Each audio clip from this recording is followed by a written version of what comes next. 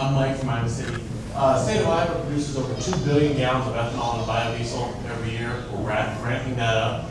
Wondering when we get to 10, 15, 20 billion gallons, what your thoughts are on building pipelines coming from the Midwest to the coasts and get that fuel out there.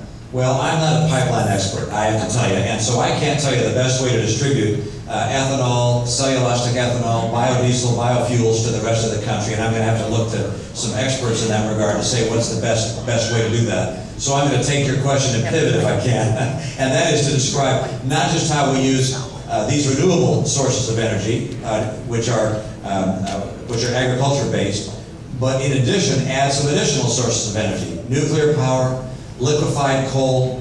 One of the agricultural types of energy that I hadn't heard of until I was in Florida was blue-green algae, another great source of biodiesel. So you're going to see, in my view, across this country, a whole series of new energy sources develop, including drilling in ANWR and drilling in the Intercontinental Shelf in a responsible, environmentally friendly way. And those will generate additional sources of energy that are domestic and do not require us sending $1 billion a day to people like Ahmadinejad and Chavez. At the same time, we need to be more fuel efficient in how we use our energy in our automobiles and in our homes.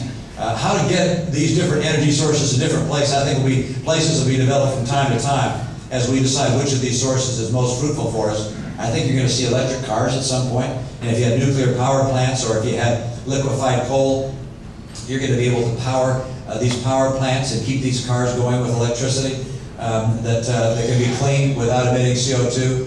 Doing these things, by the way, is good for the economy because it'll keep $1 billion a day from leaving our shores going offshore.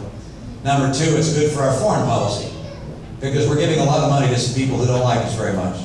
And number three, it may well be good for our environment as well. I sure hope so. Thank you, Mike. That's a question.